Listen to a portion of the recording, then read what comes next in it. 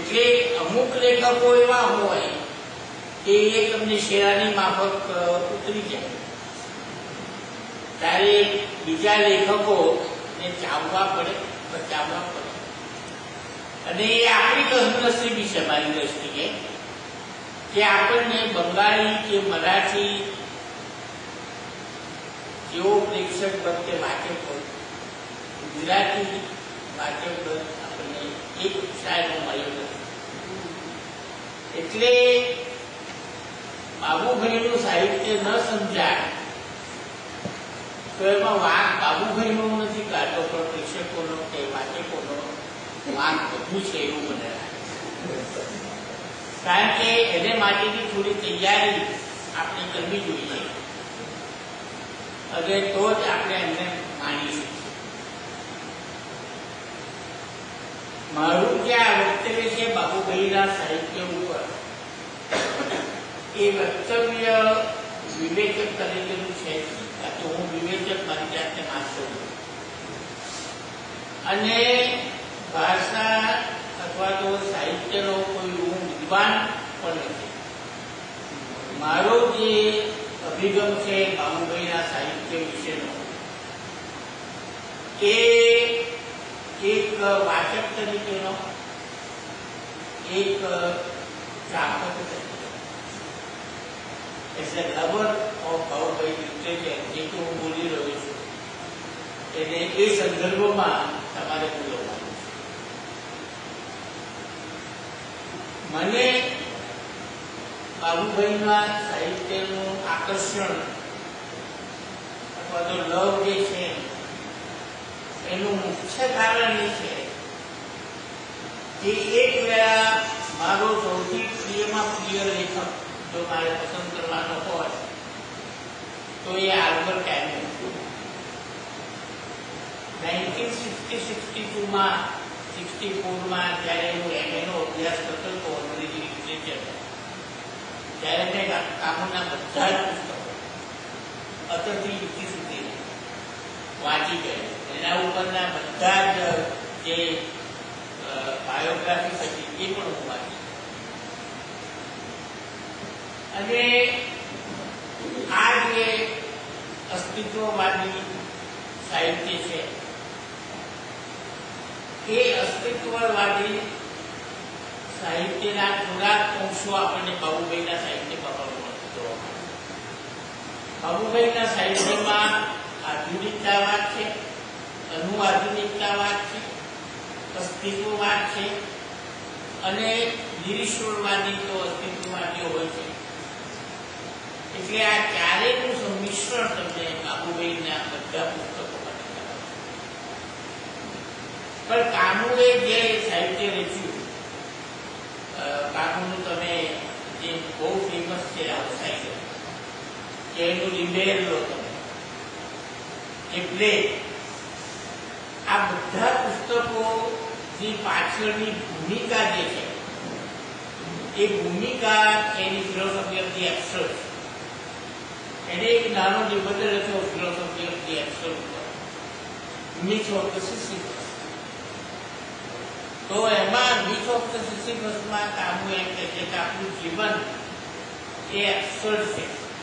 એ પેલો સિસિફસની જે સજા છે કે એને પથ્થર એક નીચેથી લઈને પર્વતી ટોચ ઉપર પહોંચાડે અને એ પથ્થર પછી કમળી પડે અને એ ફરી પાછો ઉચકીને પર્વતી ટોચરી જાય, એવું આપણું જીવન. તો આ એબ્સર્ડ જે સમજાતું નથી, અને એ એબ્સર્ડ શેમાંથી જન્મે છે? આ મૂળ દ્રષ્ટિએ એબ્સર્ડ જન્મે છે એ સમાન કે એક બાજુ તમારું મન છે કે જેની એક કેરેક્ટરિસ્ટિક છે કે જ્યાં સુધી એ વિશ્વનું સર્જન શા માટે થયું છે, જન્મ શું છે, મૃત્યુ શું છે, એ જ્યાં સુધી સમજે નહીં ત્યાં સુધી એ શાંત કરી શકે. It's an inherent quality of the mind to know the mystery of the universe. And on the other hand, the universe's characteristic is such that it cannot be explained to human mind. એટલે human mind which tries to explain the mystery of the universe and universe's characteristic is such that it cannot be explained to human mind. આમાંથી absurd logic છે. એટલે આ absurd ની વાત,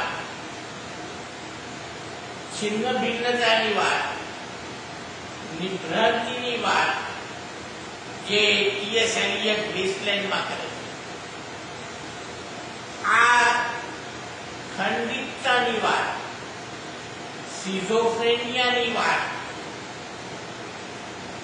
આ બધી વાત અસ્તિત્વવાદીઓ અને આધુનિકતાના લેખકો અને અનુવાદિકતાના લેખકો એને આ વાત કરી છે કે વિશ્વ આવું છે, વિશ્વ છિન્ન ભિન્ન છે, વિશ્વ ખંડિત છે, વિશ્વ સિઝોફ્રેનિક છે, વિશ્વમાં વિષાદ છે, વિશ્વમાં ભૂકંપો છે, વિશ્વમાં ગોધરાકાંડ છે, વિશ્વમાં હિંસા છે, વિશ્વમાં હુલ્લડો છે. આ બધાની વાત એને કરવી છે.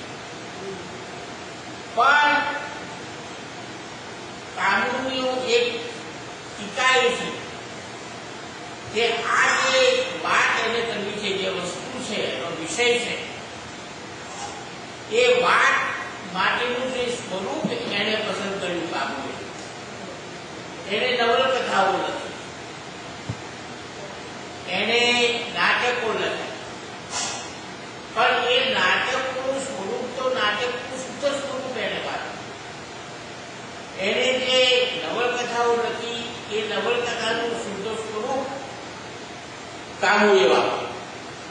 તો વિસંગતતા એમાંથી ઊભી થઈ કે તમે જે વસ્તુ કહેવા માંગો છો એ વસ્તુ સાથે તમારા સ્વરૂપનો કોઈ મેળ બેસતો નથી.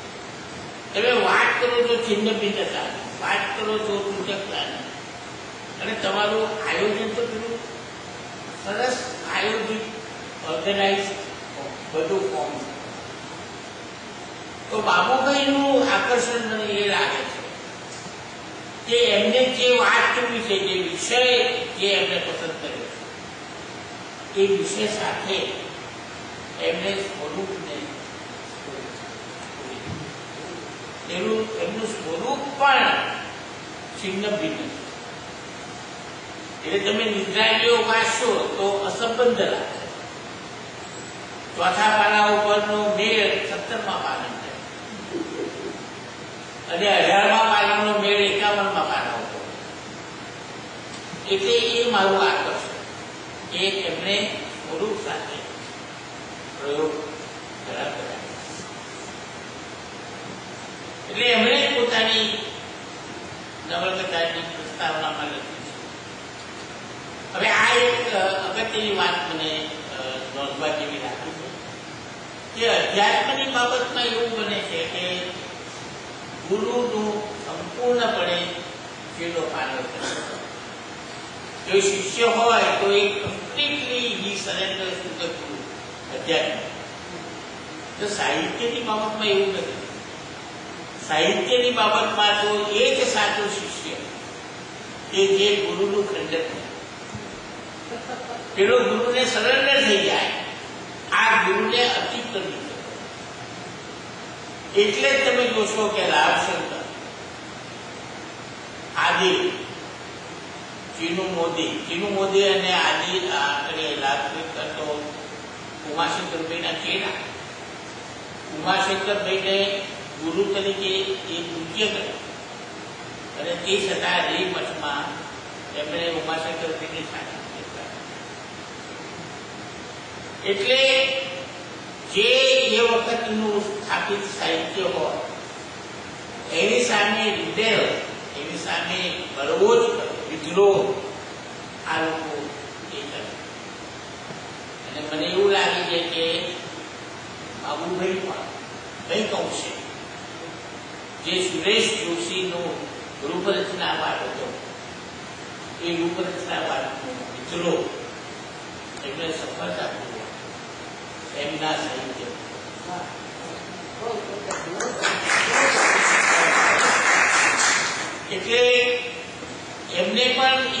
કિલોમીટર જવાની વાત કરે છે. એટલે સુરેશસિંહે ઘટના લોકનું મહત્વ કર્યું. તો મને એ પણ વિચાર આવે છે કે ઘટના લોક તમે કરી શકશો ખરા? ઘટના જ જો ન હોય તો પછી એને વાર્તા કેવી કરો? તમે બહુ તો ઘટનાનું મહત્વ ઓછું કરો, પણ એ ઘટના ભલે ઓછી મહત્વની બનતી હોય અને તમે સાયકોલોજીકલ એનાલિસિસ પાત્રમાં પડી જતા હો, પણ એ સાયકો એનાલિસિસને અંતે પણ ઘટના જ નહીં હોય તો એને વાર્તા કેવી કરો? એટલે કોઈ પણ ઘટનાનો લોક તો ન જ કરી શકે એવું માનું છું.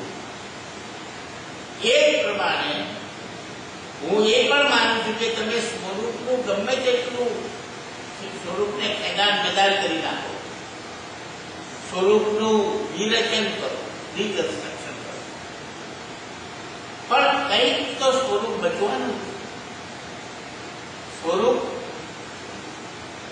તમે એવું કહી શકો કે આ નવું સ્વરૂપ છે. એટલે બાબુભાઈનું જે આખું સાહિત્ય છે જે મેં વાંચ્યું છે, એમાં એમણે શું કર્યું છે કે જે પરંપરાગત સાહિત્યના સ્વરૂપો છે, પછી એ કાવ્ય હોય, જે નવલકથા કે વાર્તા હોય, એ પરંપરાગત સાહિત્યના સ્વરૂપને સિદ્ધપી નથી. ઉમાશંકરને કહ્યું સિદ્ધપી. તો એ કર્યા પછી પણ એક સવાલ તો મારા મનમાં થાય છે કે બાબુભાઈએ ખરેખર સ્વરૂપનું તિરોધાન કર્યું છે કે સ્વરૂપનું નવ્ય સ્વરૂપ? કારણ કે એમણે કાચિંડો અને દર્પણ એ નવલકથા, જે હું માનું છું કે પહેલી જ આધુનિક નવલકથા છે, એમાં એમણે પહેલા આના ઉપર નવલકથા એના ઉપર ચેપ્ટર ત્યાં નવલકથા નથી, પણ કશુંક તો છે, કશુંક તો છે. તો એ સ્વરૂપનું તિરોધાન તમે કરી શકો ખરા? એનો પ્રશ્ન મને પૂછવાનો.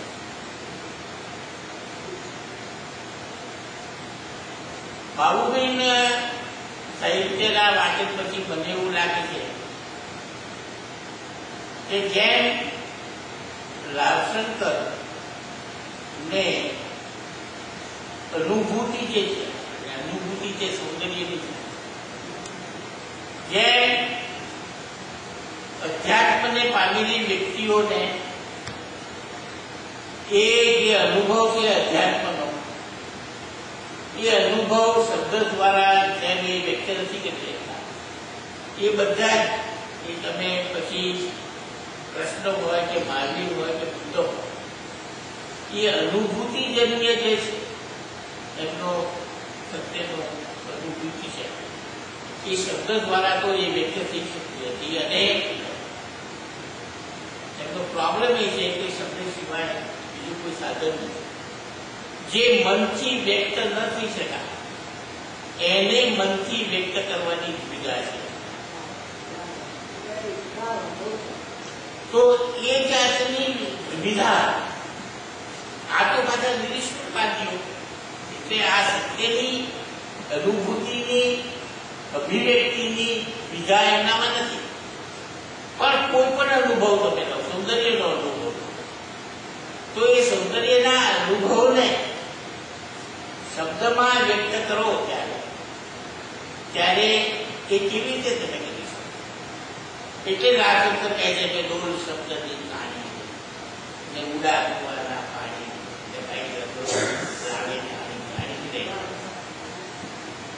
તો બાબુભાઈનું સાહિત્ય વાંચતા મને એવું લાગે છે કે આ શબ્દની નિરર્થકતા અભિવ્યક્તિ માટેની એનાથી વિશેષ આગળ જઈને એમને તો અત્યાર સુધીના બધા સાહિત્યના જે પરંપરાગત સ્વરૂપો છે, એ પછી વાર્તાનું સ્વરૂપ હોય કે નવલકથાનું સ્વરૂપ હોય કે કાવ્યનું સ્વરૂપ હોય, એ જે વસ્તુ અને એમણે જે અનુભવ્યું છે અને એમનો સૌથી વિશેષ અનુભવ જે મને લાગ્યો છે એ તો પીડા છે, વિષાદ છે. તમને કવિતા સંખ્યાનું નામ જ વિષાદનું. તો આ જે પીડા છે, વેદના છે, વિદ્રોહ છે, એ અનુભવને વ્યક્ત કરવા માટે જે અત્યારના વિકૃત સાહિત્ય સ્વરૂપો છે એ અપૂરતા. એટલે એમની આખી મથામાં બધા જ એમના સંગ્રહો વાંચી, કાવ્ય સંગ્રહો, નવલકથા સંગ્રહો, તો એ સ્વરૂપની એમને જે કહેવું છે એ કહેવા માટેની એક્સેપ્ટેડ ફોર્મ ની અપુસંતા અને એને માટે પછી એ એક્સેપ્ટેડ ફોર્મ નું ડિકન્સ્ટ્રક્શન કરીને એક નવું જ એમાંથી એવું સ્વરૂપ ઉપજાવવું કે જે આ અનુભવને સંપૂર્ણ રીતે તો ક્યારેય વ્યક્ત નહીં કરી શકે, પણ જેટલી નજીક એ અનુભવને વ્યક્ત કરવા એ આખી એમની મથામણ છે. એ મથામણ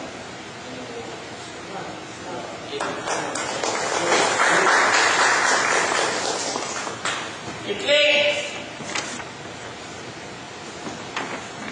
મારું આકર્ષણ બાબુભાઈ માટેનું એ છે કે આધુનિકતા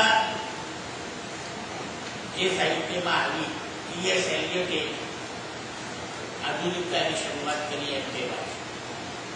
અને ટી.એસ. એલિયટનું વેસ્ટલેન્ડ નહીં, પણ એનું લવ સોંગ ઓફ મિસ્ટર પુષ્પો નામનું કાવ્ય, એમાં એણે જે પહેલી ઉપમા વાપરી કે let us go then you and I in the evening spread out against the sky like an etherized patient lying upon the bed. હવે આ સાંજની તુલના, ઉપમા, etherized patient lying upon a table, આ પહેલા કોઈએ કર્યું.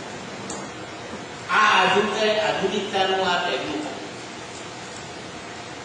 આપણે ગુજરાતીમાં જો આધુનિકતાનું મારે ઉદાહરણ આપવું હોય તો નરેન્દ્ર મોદીની પંક્તિ ચાલુ કે એમને કહેજો કે ખુશ્બુ મ્યાનમાર રાખે, એમને કહેજો કે ખુશ્બુ મ્યાનમાર રાખે, બગીચામાં હમણાં ફૂલોની ગાંઠ. હવે આ ખુશ્બુનું જ્ઞાન સાથે સાંકળવું, આ પહેલા ગુજરાતી સાહિત્યમાં જ્ઞાન અને ખુશ્બુ હજારો વાર વપરાય, પણ આ રીતે સાંકળવામાં નરેન્દ્ર મોદી પહેલા કોઈએ તો આ આધુનિકતાનું અભિવ્યક્તિનું સુંદર ઉદાહરણ. એવું જ એક હિન્દી ભાષી કવિનું તમને ઉદાહરણ કે આધુનિકતા શું છે. તો એ કહે છે, એનું નામ યાદ નથી મને, પણ એ કહે છે कि बाहर गली में चलते हुए लोग थम गए, बाहर गली में चलते हुए लोग थम गए, तन्हाइयों का शोर था. क्या बात तन्हाइयों का शोर था. खाली शांति नो सुनकार नो शोर मकोर. અને તો કેવું તો એવું છે કે એ ઘરમાં મૃત્યુ થયું,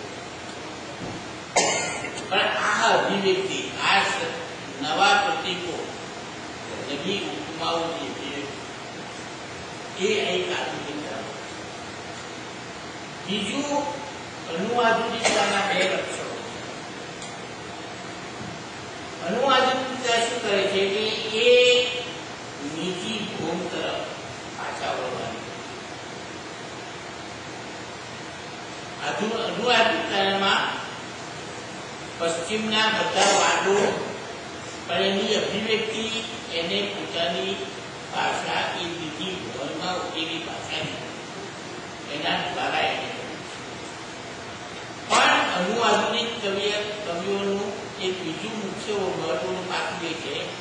કે જ્યારે એ નીચી ભોયમાં રચાયેલી ભાષા વાપરે છે ત્યારે એ વૈશ્વિક નથી જતા. એટલે એમની કૃતિઓમાં તમને બે વસ્તુ જોવા મળશે: નીજી ભાષા, સ્વદેશ તરફ પાછા વળવાનો એક આગ્રહ, અને બીજી બાજુ યુનિવર્સાલિટી. આ બે તત્વોનું મિશ્રણ તમને મળશે. તો બાબુભાઈની કવિતામાં આ ત્રણેય વસ્તુ બધી આધુનિકતા, પ્રતીક અને ઉપમાન દ્વારા. નીજી ભાષા, તમે એમનું ગુરુજામ અને માલુ વાંચો, જંતર મંતર, આઝાદ અંતર, અને એનું પાછું કુદરાવત, એક કુદરાવત. અને એ જ રીતે તમે નિદ્રાઓ જોશો તો પેલું થોડું પોલીસ એને કશું કરે નહીં, મૂળ જોઈને બધાની હત્યા કરે. એ પેરેગ્રાફ 15 વખત એમના નિદ્રામાં નીકળી પડે. તો આ જે આપણી ગામઠી ભાષા અને એમના કાકા ભૂવાનો બધો, એટલે એ નવા પ્રતીકો, આપણી ભાષાનો આવો ઉપયોગ તો ક્યાં બાબુ સમાજને જાય. અને એટલા માટે એ મને પોતાના મને ઘણી વાર એવું થાય છે, હું જયારે ઘર જુલાકોમાં મેં અત્યાર સુધીમાં ઘર જરાવકો 5 વાર, અને એક પાનું તમે લો એમાં 41 કાવ્યો છે.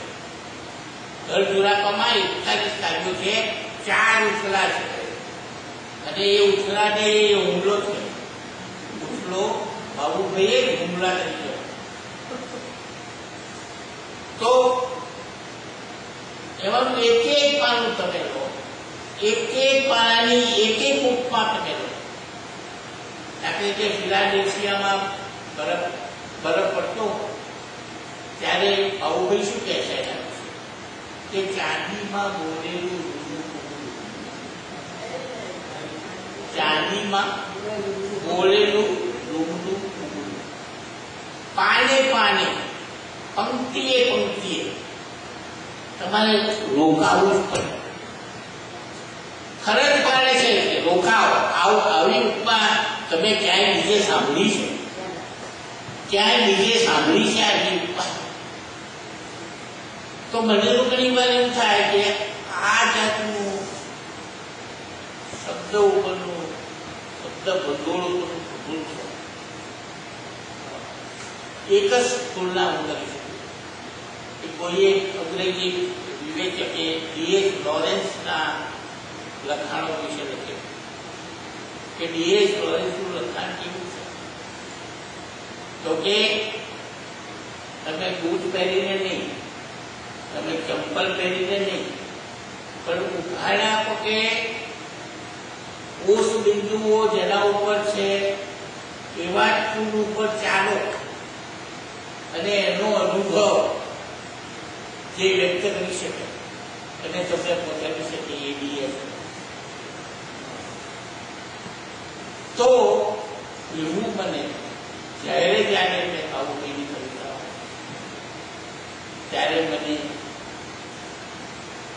એવો અવર્ણનીય જેમ તમે એક્સેસિવ એવો આનંદ,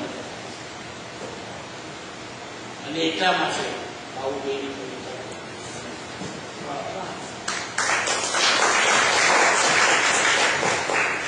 મધુસૂદનભાઈ અહીંયા છે એટલે એમની સાથે હું થોડો અસંમત થઉં તો મને પૂછે. પણ મધુસૂદનભાઈએ એમના નવા પુસ્તકમાં અને પહેલા પણ એમને કહ્યું છે કે ગુજરાતી સાહિત્ય જે અમેરિકામાં રચાય છે એમાંથી એક જ કવિતા જો મારે પસંદ કરવાની હોય તો હું ચંદુની રિયલ વ્યૂ પસંદ કરું. અને મેં પણ ચંદુ બંધુ પાસેથી એના સ્વમુખે આ કવિતા 5 વાર તો સાંભળી છે અને હું પણ એને એક બહુ જ સુંદર કવિતા ગણું છું. પણ પસંદ આપની આપની મને લાગે છે કે ઘર ચુરાવાના 41માનું કોઈ પણ કાવ્ય તમે પસંદ કરો તો હું એને ચંદુની આ કવિતા કરતા ઘણી ઉચ્ચ કક્ષાની મને એટલે મારે જો કોઈ પણ એક જ કાવ્ય પસંદ કરવાનું તો ઘર ચુરાવાનું 69માં પાનું કવિતા પસંદ કરો. જ્યારે આવું સુધારણ કહે છે શું કહે છે કે 3 ઉછરા તો એમના અતિ સુંદર છે કે જે રીતે ભરોડી ગામનું અને ફિરાલી રૂપિયાનું વર્ણન કરે છે. કૂદકે આ કૂદકે એક મટકું મારો ને ભરોડી ગામ આવે ને બીજું મટકું મારો અને ફિરાલી રૂપિયા આવે. અપ્રતિમ સુંદર છે પહેલો ઉછલો, અપ્રતિમ સુંદર છે બીજો ઉછલો, અપ્રતિમ સુંદર છે ત્રીજો ઉછલો, પણ ચોથો ઉછલો જરા અને એ કહે છે કે હું હવે જઈશ ત્યારે મને એમ હતું કે પાટણ મને ઉચકી રહેશે, પાટણ મને તેડી લેશે અને હવે તો હું જઉં છું તો પાટણને જો એ તેડી લેવાને બદલે આ પાટણે તો મને દોર એ ગોધરા કાંડની હત્યા પછીનો પ્રયાસ અને પછી જ્યારે બાબુ એમ કહે છે કે હવે હવે તો ચાંદો ચાકુ લઈને ઉઠશે અને કાંચિંડાઓ જન્મશે ત્યારથી જ એમના હાથમાં હથિયાર છે. આ જે તીવ્ર વેદનાની અભિવ્યક્તિ શિરીષ બચ્ચાને ભલે એ ભાષા એમની સાથે તો મને લાગે છે કે બાબુ સુતારની જુવાબ તુલના તો થઈ શકે એવી નથી, પણ મારે તુલના કરવી તો ચીનુ મોદીનો વિલાયક, લાભશંકરની માણસની વાત, સીતાશ્રી જટાયુ આ બધાની રોડમાં બાબુ સુધારણા અને ગદ્યમાં નિદ્રાઓની વાત કર્યા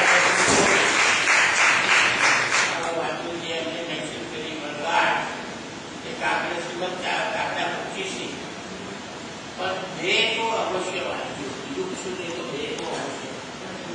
એક તો ઘર ચુરાવો જે એમએના વિદ્યાર્થીઓ ટેક્સ્ટબુક તરીકે અને દુસરા વિયોગ જે પણ એમએના વિદ્યાર્થીઓ ટેક્સ્ટબુક તરીકે અત્યારે કરે છે. એક ગદ્યની સર્વોત્તમ સુધી તરીકે વિદ્યાર્થીઓ વાંચો અને કવિતાની હાઈટ તરીકે ઘર ચુરાવો વાંચો. એટલી તો મારી તમારી પાસે અપેક્ષા. હવે જેટલી લંબાણથી મેં ઘર ચુરાવાની વાત કરીને એટલી લંબાણથી પણ થોડીક તો વાત મારે નિદ્રા વિયોગ વિશે કરવી પડશે. નિદ્રા વિયોગમાં મારું કઈ શું કહે છે કે ભાઈ આ માણસ છે અને એને ઊંઘ નથી. હવે આ ઊંઘ નથી આવતી એ માણસ કેટલું નથી, આખું વિશ્વ જેવું કે ઊંઘ ન.